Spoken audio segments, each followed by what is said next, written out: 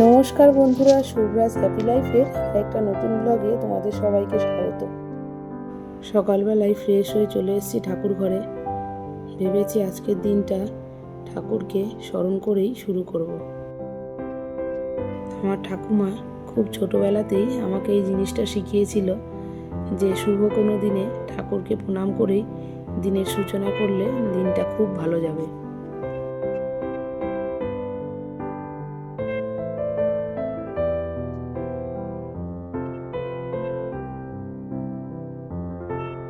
আগের কদিন ধরে ঘরদোর তো পরিষ্কার করেছি, আজকে সকালবেলা উঠে ভাবলাম বিছনার বেড কাভারটা একটু পাল্টে দিই। এই বেড কাভারটা শাশুড়ি মায়ের কাজের সময় গিফট পেয়েছিলাম।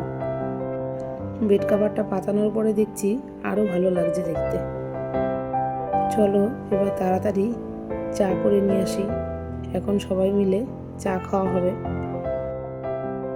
সারাটা দিন তো অনেক কাজ পড়েই আছে, তাই সকালবেলার সময়টাই চা খেতে খেতে একটু গল্প করে নিই, মনটা অনেকটা ফ্রেশ হয়ে যায়। ইনি হলেন আমার ছোট জা, এছাড়াও আমার আরও 2 বড় জা আছে। চা খেয়ে সকালের জলখাবার বানাতে চলে আসলাম। আজ বানাবো চাউমিন। কড়াইতে গরম জল বসিয়ে চাউমিনটা একটু নুন আর সামান্য একটু সাদা তেল দিয়ে সেদ্ধ করে নিচ্ছি। চাউমিনটা সেদ্ধ করার সময় তেল দিয়ে নিলে চাউমিনটা বেশ ঝরঝরে থাকে আর গায়েও লেগে যায় না। চাউমিন সিদ্ধ করে জল ঝরিয়ে নিয়েছি। এবার কড়াইতে ডিম দিয়ে ডিমের ভুজিয়া করে নেব। দেব সামান্য নুন আর একটু গোলমরিচ গুঁড়ো।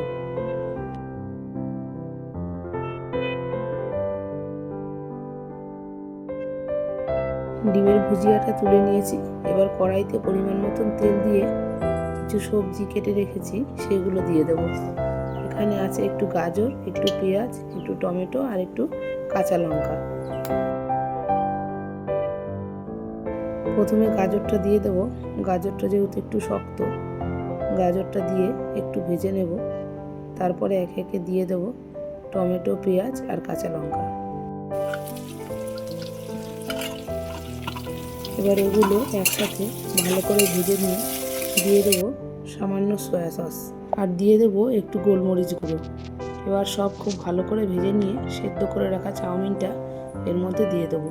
চাউমিনে নুন দিয়েছিলাম আর সয়া সসে যেহেতু নুন রয়েছে তার জন্য আর বেশি নুন দিলাম না।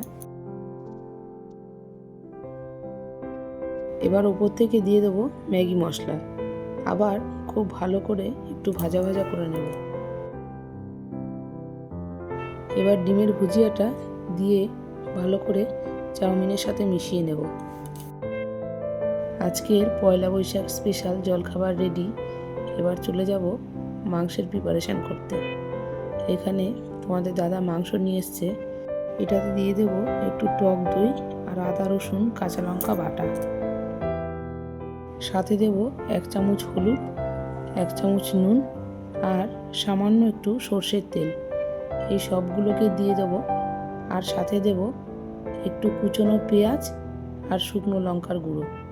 এই সব একসাথে খুব ভালো করে মেখে ম্যারিনেট করে রাখবো।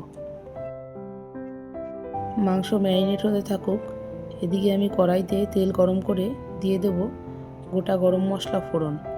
তারপর দিয়ে দেব কুচনো পেঁয়াজ। কুচনো পেঁয়াজটা একটু লাল লাল করে ভেজে দিয়ে দেব দুটো কুচিয়ে রাখা টমেটো। এবার টমেটোটা দিয়ে খুব ভালো করে কষিয়ে নেব। এবার দিয়ে দেবো 1 চামচ হলুদ গুঁড়ো, 2 চামচ লঙ্কার গুঁড়ো, 1 চামচ ধনে গুঁড়ো আর 1 চামচ জিরে গুঁড়ো। আবার খুব ভালোভাবে পুরো মশলাটাকে কষিয়ে নেব। যখন দেখবো এরকম তেল ছেড়ে দিয়েছে তখন ম্যারিনেট করা মাংসটা দিয়ে দেব। এবার মশলার সাথে মাংসটা খুব ভালোভাবে কষিয়ে নেব। আজকের মাংসতে একটুও জল দেব না, মুরগির মাংস থেকে এমনিতেই জল ওঠে। এবার ঢেকে দেব।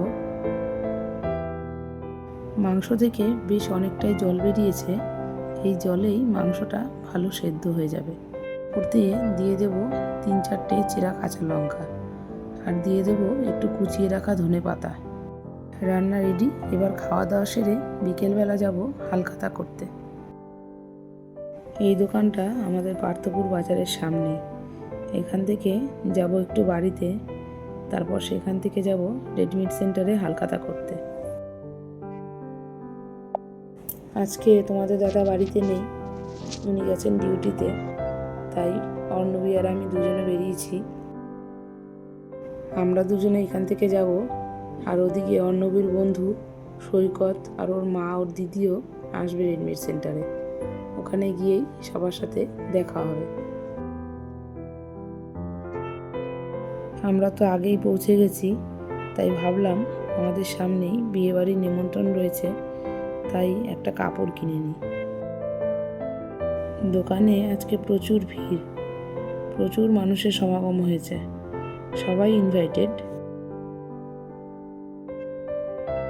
সামনের 18 তারিখে রয়েছে আমাদের এক ভাগ্নির বিয়ে, তাই একটু কেনাকাটা করতে এসেছি। রেডিমেড সেন্টারের সব জিনিসই আমার খুব পছন্দের। দেখো, সামনের লেহেঙ্গাটা যেমন ভালো লাগছে, এই পিঙ্ক কালারের শাড়িটাও দারুণ লাগছে। পয়লা বৈশাখ উপলক্ষে আজকে সবাইকে কফি খাওয়ানো হচ্ছে, আর নিচে আছে মিষ্টির ব্যবস্থাও। আজকের ভ্লগটা তোমাদের কেমন লাগলো আমাকে অবশ্যই জানিও। সাথে পয়লা বৈশাখে অর্ণবীর এই ড্রেসটা কেমন হয়েছে সেটাও জানিও। ওদিকে সৈকতটা চলে এসছে, চলো এবার বাড়ি ফেরা যাক। শুভরাজ হ্যাপি লাইফের পক্ষ থেকে শুভ নববর্ষের অনেক অনেক শুভেচ্ছা জানিয়ে আজকের ভিডিওটা শেষ করছি।